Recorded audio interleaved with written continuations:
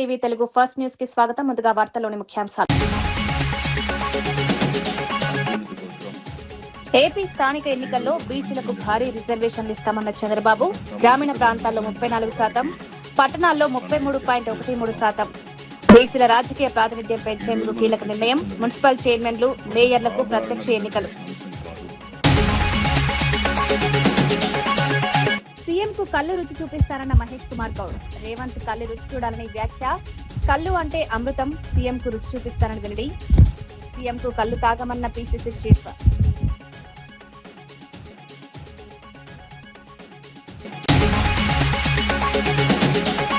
పెద్ది విగ్రహం కూల్చివేతపై నన్నపునేని నరేందర్ ఫైర్. ఒకరికి గౌరవం, మరో ఉద్యమకారుడికి విగ్రహం కూల్చివేతేంటా అని ప్రశ్న. పెద్ది విగ్రహాన్ని ఎందుకు తొలగించారని నన్నపునేని నరేందర్. ఉద్యమకారుల గుర్తులు తొలగించడం న్యాయమేనా అని వ్యాఖ్య. హైదరాబాద్ లో కల్తీ నెయ్యి ముఠా గుట్టురట్టు. 36 టన్నుల సీజ్, 25.5 టన్నుల కల్తీ నెయ్యి, భారీగా సామాగ్రి స్వాధీనం. నెయ్యి పేరుతో నాసిరకం పదార్థాలు. ముఠాపై అధికారుల కొరడా.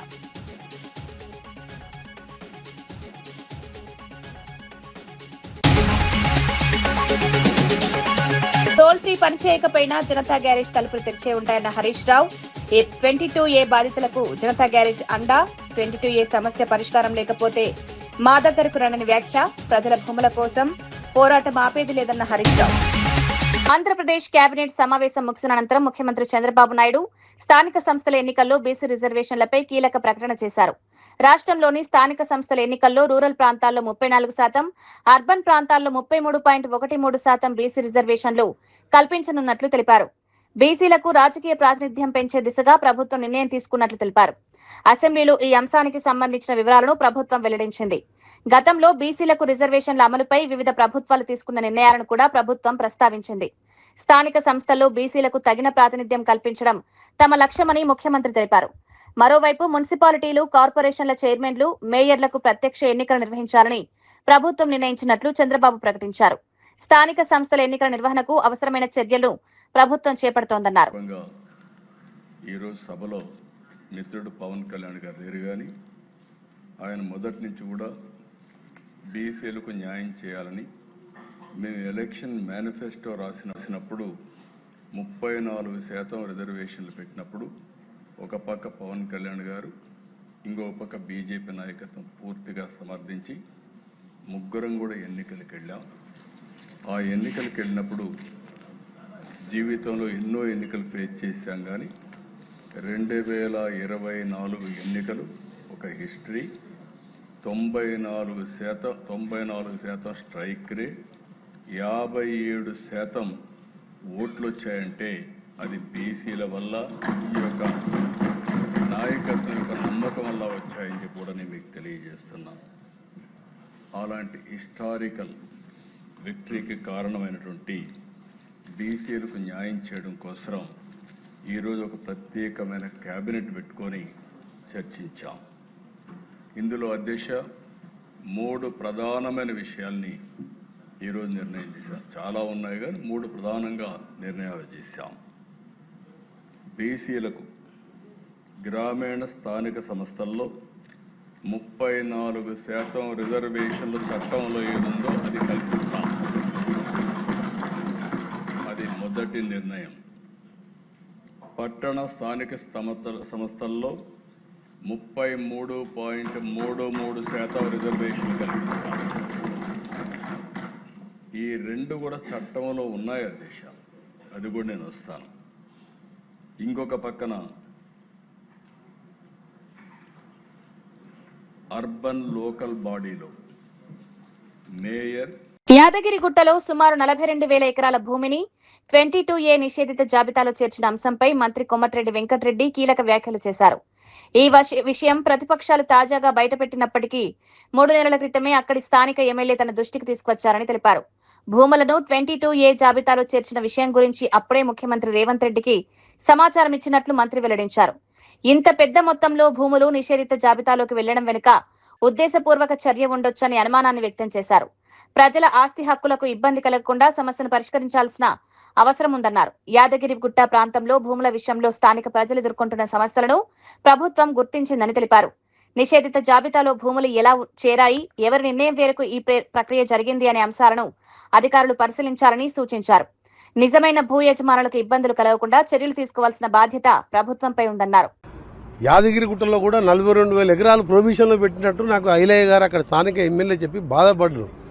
ఇది 3 నెలల కింద, ఇది ఇవాళ బయట పెట్టిన ప్రతిపక్షాలు. నేను ఆ రోజే ముఖ్యమంత్రి గారికి చెప్పిన, యాదగిరిగుట్టలో ఈ విధంగా 42,000 ఎకరాలు ప్రొవిజన్ అని చెప్పి, తాత ముత్తాతల ఆస్తులు ప్రొవిజన్లో పెట్టినని చెప్పి ఆ ప్రాంతాల్లో రైతులు, ప్రజలు, మధ్యతరగతి వాళ్ళు యాదగిరిగుట్ట మున్సిపాలిటీ నిద్రపోకుండా ఎమ్మెల్యే దగ్గర నా దగ్గర తిరిగి తెస్తే గతంలోనే నేను చెప్పిన, మీరు ఇప్పుడు ఇవాళ చెప్తున్నాను, ఆ రోజే చెప్పి దాని గురించి మీరు లేదు, మీరు భయపడద్దు, నేను దీపిస్తానని ముఖ్యమంత్రి గారు.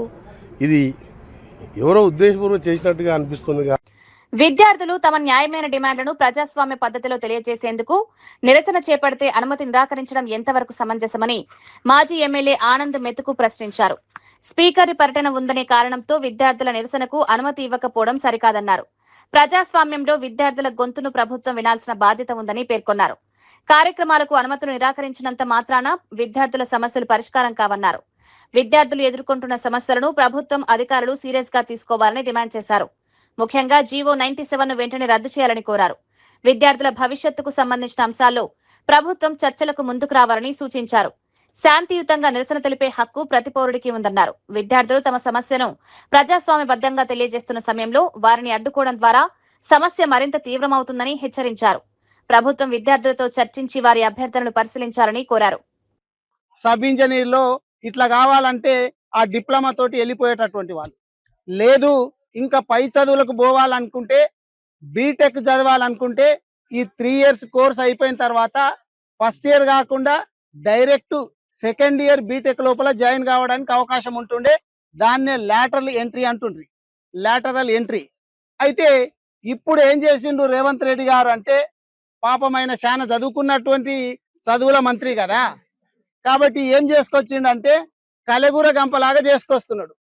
కలెగుర గంపలాగా ఐటీఐ, పాలిటెక్నిక్, మొత్తం స్కిల్డ్ యూనివర్సిటీ అని చెప్పి ఒక శక్తి అనేటటువంటిది పెట్టి, ఆయన వీసీగా దానికి ఆనంద్ మహేంద్ర గారిని పెట్టి ఈ పిల్లల భవిష్యత్ అంతా కూడా అంధకారంలోకి నెట్టేస్తున్నాడు. ఈ పిల్లలు ఇంకా జూనియర్ అసిస్టెంట్లు కావాలన్నా, సీనియర్ అసిస్టెంట్లు కావాలన్నా, లేదా పై చదువులకు పోవాలా, బీటెక్ చేయాలంటే కూడా ఎవరికి కూడా అవకాశం లేకుండా ఇటువంటి పరిస్థితి రేవంత్ రెడ్డి గారు తీసుకొస్తా ఉన్నారు. ఈ పిల్లల భవిష్యత్తు గురించి ఖచ్చితంగా వీళ్ళకు నిరసన తెలుపుకునేటటువంటి హక్కు ఇవ్వాలి. ఈ శక్తి అనేటటువంటి ఒంగోలులో పగటిపూట ఇళ్లలో చోరీలకు పాల్పడుతున్న అంతర్రాష్ట్ర దొంగల ముఠాను పోలీసులు అరెస్ట్ చేశారు. నిందితుల నుంచి సుమారు 1.7 కోట్ల విలువైన బంగారం, 15 లక్షల నగదును స్వాధీనం చేసుకున్నట్లు జిల్లా ఎస్పీ హర్షవర్ధన్ రాజు తెలిపారు. ప్రధాన నిందితుడు పఠాన్ సమీర్ ఖాన్ బైక్ పై తిరుగుతూ తాళాలు పగలగొట్టి చోరీలకు పాల్పడుతున్నట్లు దర్యాప్తులో గుర్తించినట్లు చెప్పారు. హైదరాబాద్ లో నివాసముంటూ నర్సరావుపేట, వినుకొండ, ఒంగోలు ప్రాంతాల్లో పగటిపూటే ఇళ్లను లక్ష్యంగా చేసుకున్న పోలీసులు తెలిపారు. ఇంటి యజమానులు బయటకు వెళ్లిన సమయాన్ని గమనించి తాళాలు పగలగొట్టి విలువైన వస్తువులు అపహరించేవారని వెల్లడించారు. చోరీ చేసిన బంగారం, నగదు వివరాలను సేకరించి నిందితులను పట్టుకున్నట్లు పోలీసులు తెలిపారు. మరోవైపు ఒంగోలు 1వ పట్టణ పోలీస్ స్టేషన్ పరిధిలో మరో 2 కూడా అరెస్టు చేసినట్లు అధికారులు వెల్లడించారు. వారి నుంచి 24.5 లక్షల విలువైన బంగారం, 2 లక్షల నగదును విక్రయించేశారు. నిందితుల కదలికపై నిఘా పెట్టినట్టు కేసును ఛేదించిన పోలీసులను అధికారులు అభినందించారు.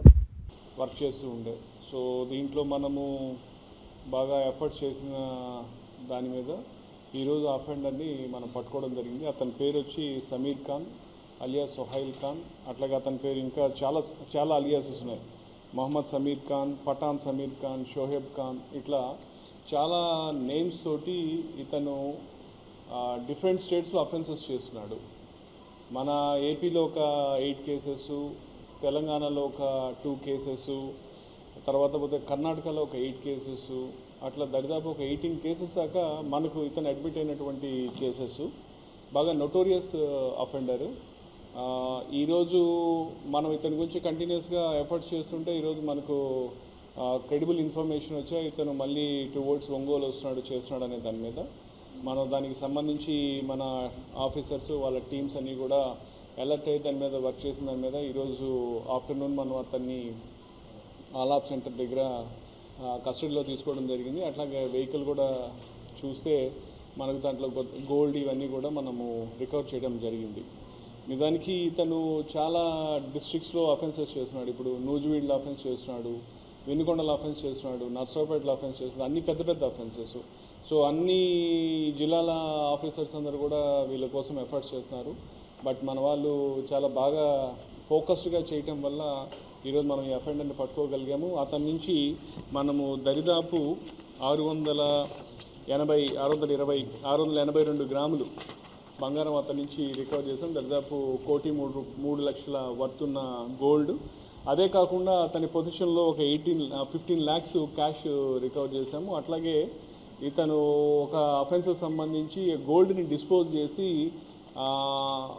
ఒక 18 lakhs పెట్టి ఒక కారు కూడా కొన్నాడు, మహీంద్రా XUV 700. తెలంగాణలో కల్లు వినియోగంపై టీపీసీసీ అధ్యక్షుడు మహేష్ కుమార్ గౌడ్ ఆసక్తికర వ్యాఖ్యలు చేశారు. ముఖ్యమంత్రి రేవంత్ రెడ్డి విస్కీ, బ్రాందీ వంటి మద్యం సేవించారని, అయితే కల్లు రుచి చూడాలని ఆయన సూచించారు. కల్లు అంటే అమృతమని, ఆ అమృతం రుచి తమ పార్టీ సీనియర్ నేత భట్టి విక్రమార్కకు తెలుసని మహేష్ కుమార్ గౌడ్ వ్యాఖ్యానించారు. ముఖ్యమంత్రి కూడా ఒకసారి కల్లు రుచి చూడాలని సరదాగా అన్నారు. తెలంగాణ సంస్కృతిలో కల్లుకు ప్రత్యేక స్థానం ఉందని, సాంప్రదాయంగా కల్లు తాగే పద్ధతి చాలా ప్రాంతాల్లో ఉందన్నారు. కల్లు వృత్తిపై ఆధారపడే గీత కార్మికుల జీవన పరిస్థితులను కూడా ప్రభుత్వం పరిగణలోకి తీసుకోవాలని పేర్కొన్నారు. గీతా కార్మికుల సంక్షేమం కోసం ప్రభుత్వం పలు చర్యలు తీసుకుంటోందని తెలిపారు. అయితే ముఖ్యమంత్రికి కల్లు తాగాలని సూచిస్తూ చేసిన వ్యాఖ్యలు రాజకీయంగా, సామాజికంగా ఆసక్తికర చర్చకు దారితీశాయి. వ్యక్తులు జనం లక్షల్లో ఉన్నారు. ఈ వృత్తిని కాపాడాల్సిన బాధ్యత ఎవరిది? ముఖ్యమంత్రి గారిదే. చిన్న చిత్కర సమస్యలు ఉంటాయి. శస్త్రసఖ్యత పెరిగింది. చదువు వైపు మా మిత్రుడు పొన్నం ప్రగారు చెప్పినట్టుగా చదువు వైపు మళ్లాల్సినప్పటికీ కూడా కుల వృత్తులు నశించిపోకుండా ఉండాల్సిన బాధ్యత ఉంది. కాబట్టి కల్లు వృత్తిని రక్షించుకోవాలి, దాన్ని ప్రోత్సహించాలి, సరిపడా నిధులు ఇవ్వండి, కల్లు వృత్తిని ప్రోత్సహించాల్సిందిగా నేను ముఖ్యమంత్రి గారిని కోరుతూ, అదేవిధంగా భట్టి విక్రమార్క కోరుతూ, కల్లు శాశ్వతం అనే మాట, ఈ ప్రపంచం ఉన్నంత వరకు కల్లు శాశ్వతంగా ఉంటుంది, దాన్ని రక్షించుకోవాల్సిందిగా మనందరం కూడా ముఖ్యమంత్రి విజ్ఞప్తి చేస్తూ, మరొక్కసారి సర్వై పాప లాంటి మహానుభావుడి యొక్క అంత గొప్ప విగ్రహం హైదరాబాద్లో పెట్టినారంటే కాంగ్రెస్ ప్రభుత్వానికి, రాష్ట్ర ముఖ్యమంత్రికి ధన్యవాదములు. పోయిన ప్రభుత్వం పేటలో తెలంగాణ ఉద్యమకారుడు పెద్ది సుదర్శన్ రెడ్డి విగ్రహం కూల్చివేతపై మాజీ ఎమ్మెల్యే నన్నపునేని నరేందర్ తీవ్ర ఆగ్రహం వ్యక్తం చేశారు. ఎస్పీ బాలసుబ్రహ్మణ్యం విగ్రహాన్ని ఏర్పాటు చేస్తున్న సమయంలో తెలంగాణ ఉద్యమకారుడైన పెద్ది సుదర్శన్ రెడ్డి విగ్రహాన్ని ఎందుకు కూల్చివేశారని ప్రశ్నించారు. ఒకరికి గౌరవం ఇచ్చి మరో ఉద్యమకారుడి విగ్రహాన్ని తొలగించడం ఏ విధమైన న్యాయమని నిలదీశారు. పెద్ది సుదర్శన్ రెడ్డి తెలంగాణ ఉద్యమంలో కీలకంగా పనిచేశారని, ఆయనకు నర్సంపేట ప్రజల్లో ప్రత్యేక గుర్తింపు ఉందన్నారు. విగ్రహం కూల్చివేతకు నిరసనగా స్థానిక ప్రజలు రోడ్లపైకి వచ్చి ఆందోళన నిర్వహించారని తెలిపారు. ప్రజల మనోభావాలను గౌరవించకుండా ప్రభుత్వం వ్యవహరించడం సరికాదని విమర్శించారు. ఉద్యమకారుల త్యాగాలను గుర్తు చేసుకోవాల్సిన సమయంలో వారి గుర్తులను తొలగించడం బాధాకరమన్నారు. తన రాజకీయ భవిష్యత్తుకు ముగింపు రోజు ఈ రోజు, అందుకే ఇవాళ ప్రజలందరూ చైతన్యవంతంగా రోడ్ల మీదకి ఎక్కి వారి యొక్క నిరసనను దిష్టి బొమ్మల ద్వారా వివిధ రూపాలలో చెప్పడం జరిగింది. మేము ఒకటే చెప్తున్నాం, ఇంతమంది నాయకులను అరెస్ట్ చేశారు, ఇంతమందిని మీరందరూ కూడా హౌస్ అరెస్ట్ చేశారు. రేపటి నుంచి ఏం చేస్తావు, ఎల్లుండి నుంచి ఏం చేస్తావు? ప్రజలే స్వతహాగా వారి నిర్ణయాలు తీసుకొని ఇప్పుడు తీసుకున్నారు కదా. సాయంత్రం ప్రజలందరూ రోడ్ల మీదకి వచ్చి, మీరు చెక్ చేసుకోండి, ప్రజలందరూ రోడ్ల మీదకి వచ్చి వాళ్ళ యొక్క వాయిస్ను వినిపిస్తున్నారు. కాబట్టి నర్సంపేట పెద్ది సుదర్శన్ రెడ్డి అన్న జరిగిపోయిండు, ఏదో ఇక నేను నడిపిందే నడుస్తుందని నువ్వు అనుకుంటున్నావు. కానీ అప్పుడు నర్సంపేటలో పెద్ది సుదర్శన్ రెడ్డి అన్న ఆశయాల కోసం బీఆర్ఎస్ పార్టీ పెద్ది సుదర్శన్ రెడ్డి అన్న ఆయన అభిమానులు పనిచేసేది. ఇప్పుడు నర్సంపేట కోసం పెద్ది సుదర్శన్ రెడ్డి అన్న ఆశయాల కోసం ప్రజలే ఇప్పుడు పనిచేస్తారు. నీ దగ్గర 2 లక్షల పైచలకు ప్రజలే, ఓటర్లే ఈరోజు పనిచేయబోతున్నారు. అది మా కళ్ళకు స్పష్టంగా నర్సంపేట యొక్క భావోద్వేగము అన్ని కూడా స్పష్టంగా కనిపిస్తున్నాయి. కాబట్టి మేము మిమ్మల్ని అందరినీ కూడా ఒకటే చెప్తున్నాం, ప్రజలు శాంతియుతంగా మన నిరసనలను తెలపాలి, ప్రజలు శాంతియుతంగా మన అభిప్రాయాలను తెలపాలి. ఖచ్చితంగా భవిష్యత్ కార్యాచరణ ఉంటది. తెలంగాణలో 22A నిషేధిత జాబితా సమస్యపై బీఆర్ఎస్ ఎమ్మెల్యే హరీష్ రావు మరోసారి స్పందించారు. ప్రభుత్వ టోల్ ఫ్రీ నెంబర్ పనిచేయకపోయినా బీఆర్ఎస్ ఏర్పాటు చేసిన జనతా గ్యారేజ్ తలుపులు ఎప్పుడు తెరిచే ఉంటాయన్నారు. భూములు, ఇళ్లను నిషేధిత జాబితా నుంచి తొలగించే విషయంలో ఇబ్బందులు ఎదుర్కొంటున్న ప్రజలకు బీఆర్ఎస్ పార్టీ అండగా ఉంటుందని హామీ ఇచ్చారు. 22A కారణంగా రిజిస్ట్రేషన్ నిలిచిపోవడంతో అనేక కుటుంబాలు తీవ్ర ఇబ్బందులు ఎదుర్కొంటున్నాయని పేర్కొన్నారు. ప్రజలు తమ సమస్యలను పార్టీ దృష్టికి తీసుకురావాలని, ప్రభుత్వం నుంచి పరిష్కారం లభించకపోయినా ప్రజల తరపున పోరాటం కొనసాగిస్తామని స్పష్టం చేశారు. నిషేధిత జాబితాలో భూములు చేర్చడంపై ప్రభుత్వం స్పష్టమైన విధానం ప్రకటించాలని హరీష్ రావు డిమాండ్ చేశారు. నిజమైన భూ యజమానులకు ఎలాంటి నష్టం జరగకుండా చర్యలు తీసుకోవాలని కోరారు. రిజిస్ట్రేషన్ కోసం కార్యాలయాల చుట్టూ తిరిగే పరిస్థితి లేకుండా సమస్యలను త్వరగా పరిశీలించాలని పేర్కొన్నారు. భూముల విషయంలో బాధితులకు న్యాయం జరిగే వరకు బీఆర్ఎస్ పోరాటం చేస్తుందన్నారు. మేము కాపాడుకుంటాం, మిమ్మల్ని కాపాడుకునే బాధ్యత బీఆర్ఎస్ పార్టీది. కేసీఆర్ గారు పోరాడి తెలంగాణ తెచ్చిండు. తెలంగాణ ప్రజల కోసం, ఈ రాష్ట్రం కోసం తన ప్రాణాన్ని ఫలంగా పెట్టిన నాయకుడు కేసీఆర్. ఈ రాష్ట్ర ప్రజలకు కష్టం వస్తే, ఈ రాష్ట్రంలో అన్యాయం జరిగితే కేసీఆర్ గారి నాయకత్వంలో యావత్ బీఆర్ఎస్ పార్టీ మీకు అండగా ఉంటది. ధైర్యంగా ఉండండి. ఏ ఇబ్బంది వచ్చినా నేరుగా మా జనతా గ్యారేజ్ కు, తెలంగాణ భవన్ కు రండి, మా దృష్టికి తీసుకురండి. మీకు అండగా ఉంటాం, మిమ్మల్ని కాపాడుకుంటాం. జై తెలంగాణ. ఆసిఫాబాద్ ఎమ్మెల్యే కోవలక్ష్మి, ఆదిలాబాద్ ఇన్ఛార్జ్ మంత్రి జూపల్లి కృష్ణారావు మధ్య వేదికపై తీవ్ర వాగ్వాదం చోటు చేసుకుంది. తనను ఆదివాసీ ఎమ్మెల్యేగా గౌరవించడం లేదని కోవలక్ష్మి మంత్రి సమక్షంలో ఆవేదన వ్యక్తం చేశారు. తన నియోజకవర్గంలో ప్రభుత్వ పథకాల లబ్ధిదారుల ఎంపిక గురించి తనకు కనీస సమాచారం ఇవ్వడం లేదని పేర్కొన్నారు. ముఖ్యంగా ఇందిరమ్మ ఇళ్ల లబ్ధిదారుల ఎంపికలో ఎమ్మెల్యేగా తనను సంప్రదించకపోవడం ఏంటని ప్రశ్నించారు. తాను ఆదివాసీ ఎమ్మెల్యే అయినందుకే కించపరుస్తున్నారా అంటూ వేదికపైనే నిలదీశారు. జిల్లాకు మంత్రులు వచ్చి అభివృద్ధి పనులు ప్రారంభిస్తున్నప్పటికీ వాటి అమలు సరిగా జరగడం లేదని ఆరోపించారు. దీనిపై స్పందించిన మంత్రి జూపల్లి కృష్ణారావు ప్రభుత్వ నిబంధనల ప్రకారమే ఇందిరమ్మ ఇళ్ల లబ్ధిదారులను ఎంపిక చేస్తున్నామని తెలిపారు. బీఆర్ఎస్ ప్రభుత్వంలో ఎమ్మెల్యేగా ఉన్నప్పుడు ఎన్ని డబుల్ బెడ్రూమ్ ఇళ్లు నిర్మించారని కోవలక్ష్మిని మంత్రి ప్రశ్నించారు. ఈ వ్యాఖ్యలతో ఇరువురి మధ్య మాటల తూటాలు పేలాయి.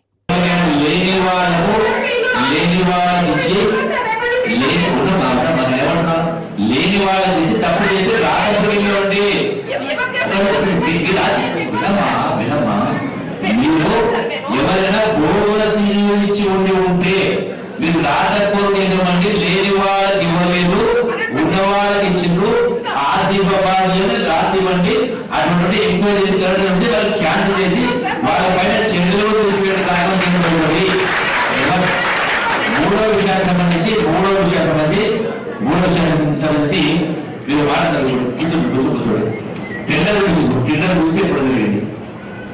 3 నెలల కింద 5 కోట్ల రూపాయలు జోడెం గారి మధ్య నుంచి ఎవరు రావడం లేదు. ఎందుకు రావడం లేదు? ఒకదానికి అంటే జిల్లాకు సంబంధించి చెప్పమని మీరు బాధపడాలని చెప్పడం చెప్తారు.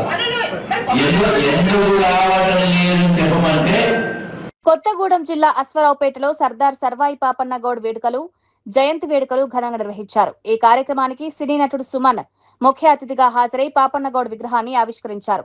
స్థానిక ఎమ్మెల్యే ఆదినారాయణ కూడా కార్యక్రమంలో పాల్గొన్నారు. ప్రత్యేకంగా గీతా కార్మికుడి వేషధారణలో ఎమ్మెల్యే ఆదినారాయణ హాజరు కావడం కార్యక్రమంలో ఆకర్షణగా నిలిచింది. సర్దార్ సర్వాయి పాపన్న గౌడ్ సామాజిక సమానత్వం కోసం పోరాడిన గొప్ప నాయకుడని కార్యక్రమంలో పాల్గొన్న వారు గుర్తు చేశారు. పేదలు, బలహీన వర్గాల కోసం ఆయన చేసిన పోరాటం నేటి తరానికి స్ఫూర్తిదాయకమన్నారు. పాపన్న గౌడ్ ఆశయాలను ముందుకు తీసుకువెళ్లాల్సిన బాధ్యత ప్రతి ఒక్కరిపై ఉందని పేర్కొన్నారు. ఆయన విగ్రహాన్ని ఏర్పాటు చేయడం ద్వారా స్థానిక ప్రజల ఆకాంక్ష నెరవేరిందని తెలిపారు. జయంతి కార్యక్రమానికి స్థానిక ప్రజలు, అభిమానులు, నాయకులు పెద్ద సంఖ్యలో హాజరయ్యారు.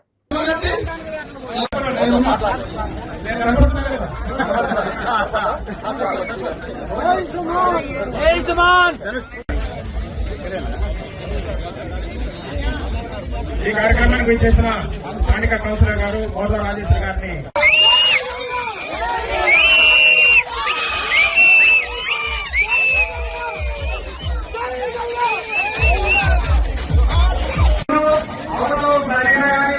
మనకి అన్ని కూడా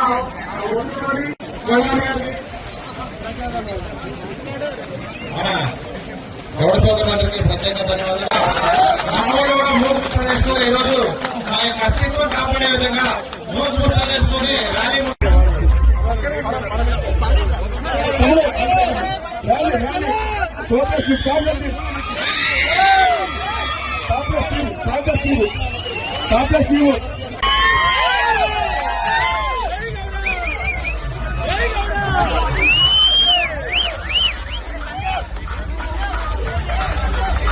కార్పొరేట్ స్థాయి వైద్యం అందించాలన్న ఉద్దేశంతో టిమ్స్ ఆలోచన చేసిన గొప్ప నాయకుడు మాజీ ముఖ్యమంత్రి కేసీఆర్ అని మాజీ మంత్రి లక్ష్మారెడ్డి అన్నారు. టిమ్స్ ఆసుపత్రుల నిర్మాణానికి అవసరమైన స్థలాల గుర్తింపు, భూసేకరణ, సమస్యల పరిష్కారం వంటి కీలక ప్రక్రియలను బీఆర్ఎస్ ప్రభుత్వ హయాంలోనే పూర్తి చేశామని తెలిపారు. కాంగ్రెస్ ప్రభుత్వం అధికారంలోకి వచ్చిన తర్వాత పనులు ఆలస్యమయ్యాయని, నిర్మాణాలు ఇంకా పూర్తి కాలేదని ఆరోపించారు. తెలంగాణలో ప్రభుత్వ వైద్య సేవలపై ప్రజల విశ్వాసాన్ని పెంచేందుకు బీఆర్ఎస్ ప్రభుత్వం అనేక చర్యలు చేపట్టిందన్నారు. గతంలో ప్రభుత్వ ఆసుపత్రికి వెళ్లాలంటే ప్రజలు వెనుకంజ వేసే పరిస్థితి ఉండేదని, బీఆర్ఎస్ పాలనలో ప్రభుత్వ ఆసుపత్రులపై నమ్మకం పెంచే ప్రయత్నం చేశారన్నారు. పేదలకు మెరుగైన వైద్యం అందించాలన్న లక్ష్యంతో టిమ్స్ ప్రాజెక్టులను తీసుకొచ్చామని తెలిపారు. ఆసుపత్రుల నిర్మాణం త్వరగా పూర్తి చేసి ప్రజలకు అందుబాటులోకి తీసుకురావాలని డిమాండ్ చేశారు. నేమొస్తాం గవర్నమెంట్ హాస్పిటల్ స్థాయికి తీసుకొచ్చినాం. ఆ 9.5 సంవత్సరాలు మేము చేసింది ఏంటంటే, మీరు పూర్తిగా నెగ్లెక్ట్ చేసి వదిలిపెట్టిన హెల్త్ డిపార్ట్మెంట్ ను ఒక స్థాయికి తీసుకొచ్చి అన్ని రకాల కార్యక్రమాలు చేపట్టడం జరిగింది. ఆ టిమ్స్ హాస్పిటల్ సబ్జెక్ట్ తో పాటు దానికంటే ముందు చాలా పని జరిగింది. టిమ్స్ హాస్పిటల్ ఆలోచన కూడా కేసీఆర్ గారు 2016 సంవత్సరంలో ఈ హాస్పిటల్ అనౌన్స్ చేయడం జరిగింది. అప్పుడే స్థల సేకరణకు సార్ చెప్పడం జరిగింది. నేనే అప్పుడు హెల్త్ మినిస్టర్ కాబట్టి అన్ని ప్రాంతాలు తిరిగి ఇప్పుడైతే స్థలాలు ఉన్నాయో ఆల్మోస్ట్ ఇంచుమించు అవి ఆ రోజే ఫైనలైజ్ చేయడం. తర్వాత కొన్ని రోజులు అనుకోకుండా ఎలక్షన్ ప్రీపోన్ కావడం, 6 నెలల ముందు ఎలక్షన్ పోవడం. దాని తర్వాత గవర్నమెంట్ వచ్చిన తర్వాత 18లో 2 సంవత్సరాలు కోవిడ్ ఉండడం, దాంతో కొంత డిలే అయింది తప్ప ఇప్పటికీ ఎప్పుడో కంప్లీట్ చేసి ప్రజలకు అందించేవాళ్ళం. మరి మేము ఫౌండేషన్ ఆలోచన చేసినాం, స్థల సేకరణ చేసినాం, స్థలాల్లో ఉన్న వివాదాలన్నీ తొలగించినాం, అక్కడ ఇబ్బందులన్నీ తొలగించి అన్ని చేసి శాంక్షన్ ఇచ్చి టెండర్ పిలిచి పని ప్రారంభమైన తర్వాత మీరు వచ్చి 2.5 సంవత్సరాలు అయిపోయింది, ఇప్పటికీ కంప్లీట్ కాలే. మీరు మాట్లాడతారు మా గురించి. మేము ఏం చేసినాం అనేది మీ టైంలో 70 ఏళ్ళలో 5 ప్రభుత్వ మెడికల్ కళాశాలలు ఉంటే వాటిని 34 తీసుకెళ్ళినాం. అంటే 29 మెడికల్ కాలేజీలు కొత్తగా ఏర్పాటు చేసి శాంక్షన్ ఇచ్చి అన్ని మెడికల్ కాలేజీలు స్టార్ట్ అయినాయి. కర్నూలు నగరాన్ని దేశంలోనే ప్రముఖ డ్రోన్ హబ్ గా అభివృద్ధి చేయనున్నట్లు కేంద్ర పౌర విమానయాన మంత్రి రామ్మోహన్ నాయుడు తెలిపారు. డ్రోన్ సిటీలో పర్యటించిన ఆయన వివిధ కంపెనీలు ఏర్పాటు చేసిన డ్రోన్ ప్రదర్శనలను పరిశీలించారు. అధునాతన డ్రోన్ టెక్నాలజీపై కంపెనీల ప్రతినిధులతో చర్చించారు. అనంతరం ప్రముఖ డ్రోన్ కంపెనీల సీఈఓలతో పెట్టుబడుల అవకాశాలపై సమావేశం నిర్వహించారు. డ్రోన్ సిటీ కోసం ప్రభుత్వం 600 ఎకరాల భూమిని కేటాయించినట్లు కేంద్ర మంత్రి తెలిపారు.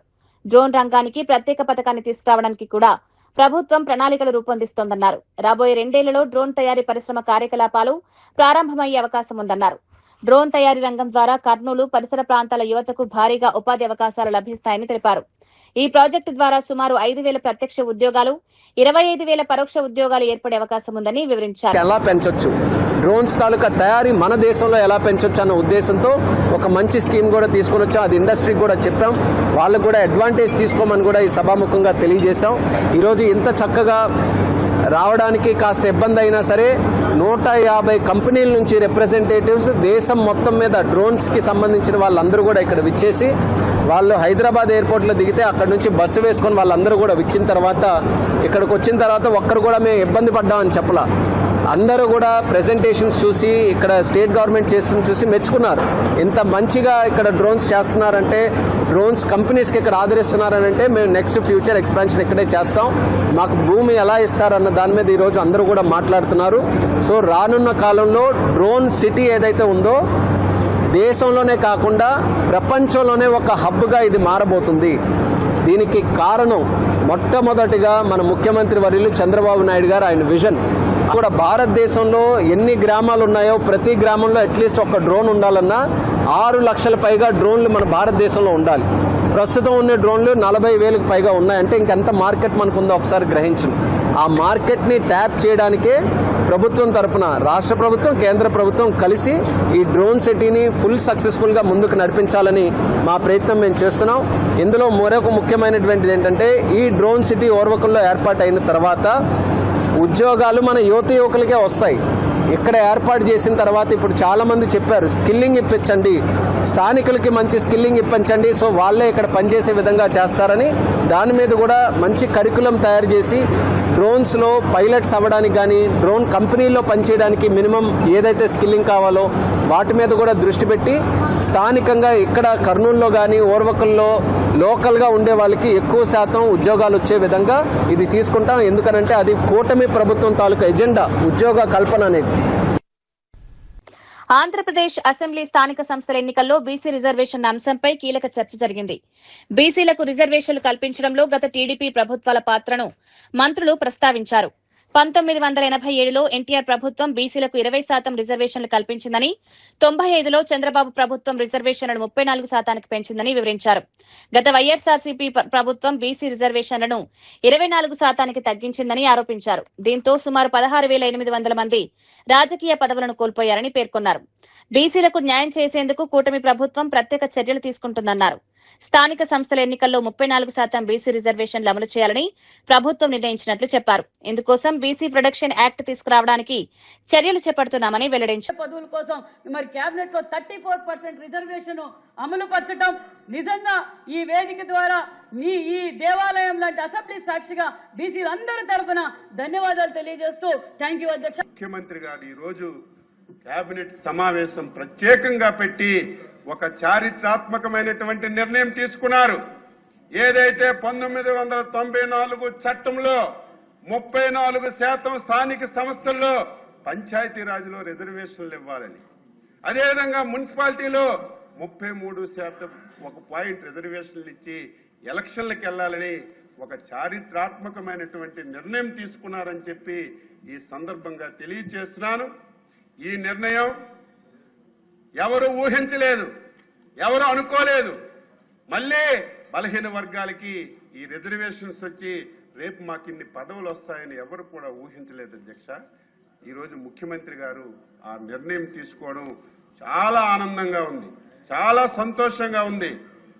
నిర్ణయం తీసుకోవడమే కాదు, రేపెట్టి పరిస్థితిలో అక్టోబర్ నెలలోపే ఎన్నికలన్నీ కూడా పూర్తి చేసి మళ్ళీ స్థానికంగా ఈరోజు హైదరాబాద్ లో కల్తీ ఆహార పదార్థాల తయారీ విక్రయాలపై పోలీసులు, ఫుడ్ సేఫ్టీ అధికారులు భారీ ఆపరేషన్ చేపట్టారు.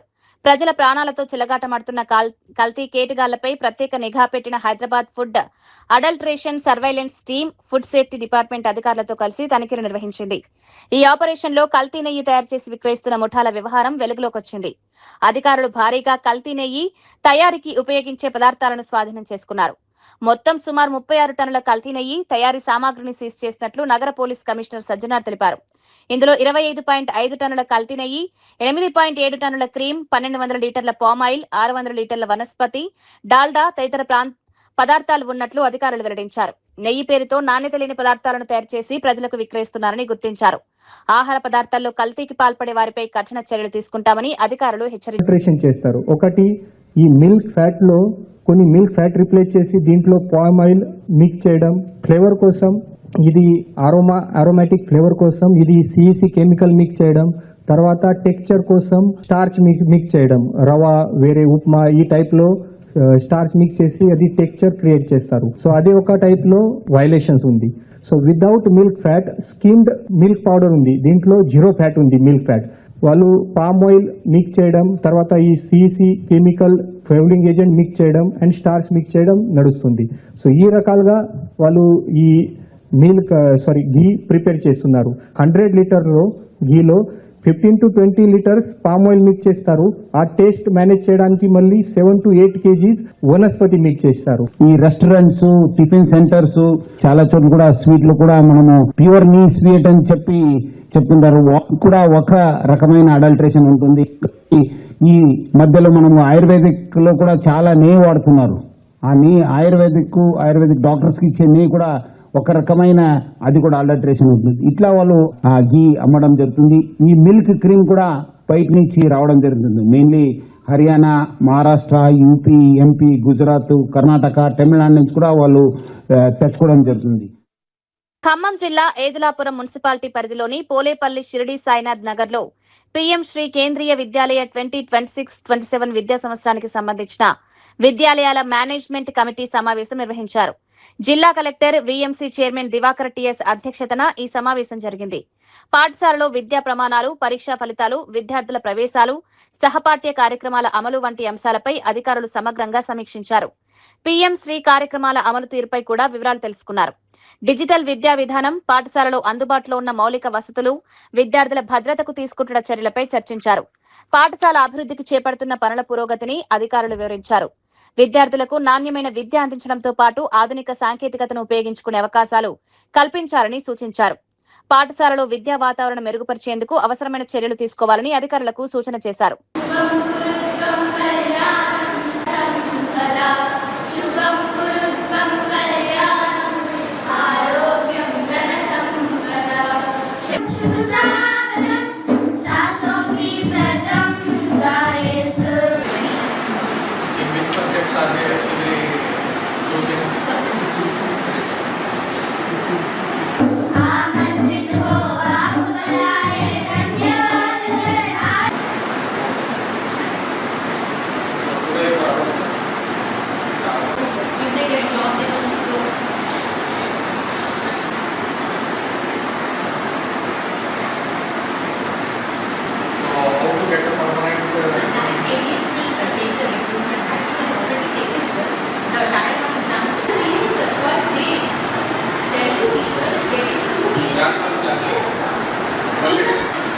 But what is the objective at right now? What is it that we are aiming for? It's just this. Anyway, as the record said, we are all follow. Yes, sir. Good. Yes, sir. You also have to fitness it. Whatever amount is there, better. AP స్థానిక ఎన్నికల్లో బీసీలకు భారీ రిజర్వేషన్లు ఇస్తామన్న చంద్రబాబు గ్రామీణ ప్రాంతాల్లో 34%, పట్టణాల్లో 33.13%. బీసీల రాజకీయ ప్రాతినిధ్యం పెంచేందుకు కీలక నిర్ణయం. మున్సిపల్ చైర్మన్లు, మేయర్లకు ప్రత్యక్ష ఎన్నికలు. సీఎంకు కళ్ళు రుచి చూపిస్తారన్న మహేష్ కుమార్ గౌడ్. రేవంత్ కళ్ళు రుచి చూడాలని వ్యాఖ్య. కళ్ళు అంటే అమృతం, సీఎంకు రుచి చూపిస్తారని వెల్లడి. సీఎంకు కళ్ళు తాగమన్న PCC chief.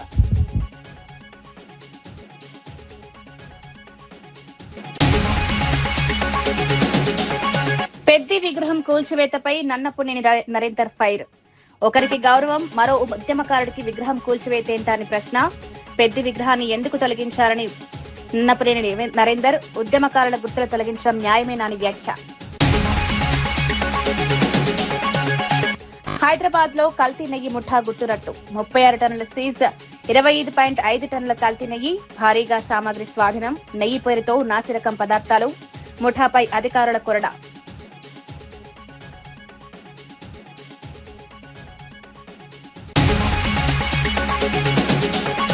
Toll free పనిచేయకపోయినా Janata garage తలుపులు తెరిచే ఉంటాయన్న హరీష్ రావు. 22A బాధితులకు జనతా గ్యారేజ్ అండా.